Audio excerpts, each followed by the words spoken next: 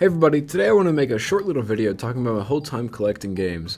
I've told stories here and there in some videos, but today I'm going to show you guys the evolution of my game collection and share some stories along the way. Before I start, if you like these types of videos, I make weekly videos talking about game collecting, making vlogs of collecting, and talking about some of my favorite games. It would help tremendously if you subscribed. Alright, let's get to the video. So I've been full on collecting for about 4 years now, and I've been getting games for my whole life. When I was a kid, my dad randomly decided to get a Wii, so I guess my first introduction to games was New Super Mario Bros. Wii. I played this game so much with my mom when I was a kid. By the end of the game, I probably had to get more lives about 100 different times because I was so bad at the game. But besides that game, the Wii was my childhood console. I never had any other systems other than Nintendo when I was little. I remember going to Walmart and seeing the PS3 games and just thinking how those were for older people, specifically Red Dead Redemption 1 and Undead Nightmare. It stood out to me for some reason as a kid, and I never knew why. I'd be playing a game I already owned on the kiosk and look to my right and the game would be looking back. I already told the story of my time with Mario 64 in another video, so if you want to hear that, it's in the top right corner. But besides Super Mario 64 DS, I had found the N64. This was my first introduction to the word retro. I would spend hours on my dad's computer watching videos of the N64 and all the games for it until I eventually got one. This was in 2011 to 2012-ish. I had asked my mom how much she thought she spent on it, and she said probably 30 bucks. So after this, I started getting older games.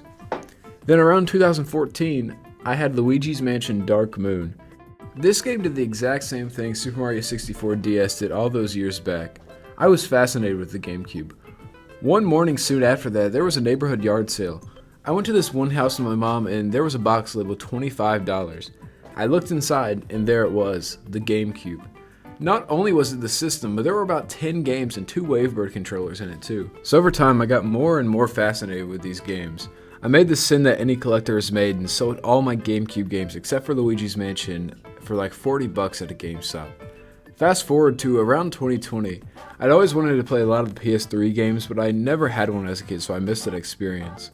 So I decided to buy a PS3. Only I didn't get a PS3 because it was too expensive. I settled for an Xbox 360 instead. After this, I started getting a bunch of games for it, and I decided that I needed a place to store them. This led me down a huge rabbit hole known as game collecting. So I was now officially a collector. I decided that I would take a picture of my shelf anytime I got a good amount of new games so I could make a video like this one day. Here's what my shelf originally looked like.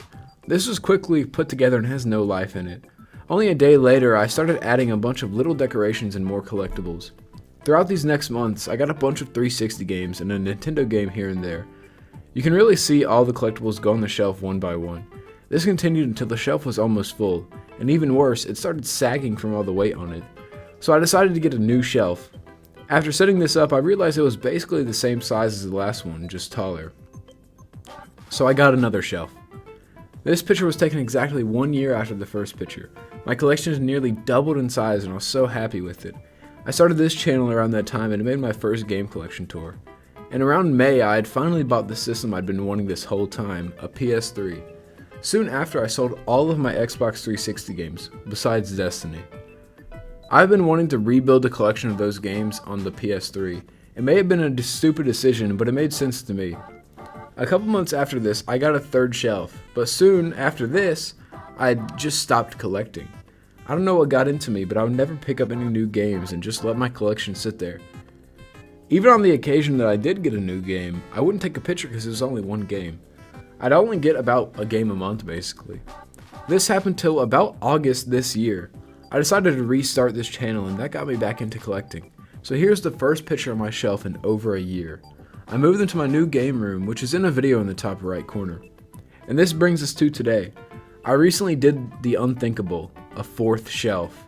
I'm still setting it up with all the games and decorations, so stay tuned for my 2025 game collection tour coming soon. Over the years, I've had so much fun meeting people in the hobby and getting to start this channel and connect with you guys. I thought this video would be a good way to say thank you for 100 subscribers. I've always wanted to have a channel and I finally have been able to start a stable channel. Any of you who tune in weekly or just swing by every now and then, thank you so much from the bottom of my heart. I have a long video essay coming out soon that is also on a subject that's been a big part of my childhood, which will basically be another thank you to you all. So with that, I hope you enjoyed this little story about basically my life. I'll see you guys next week.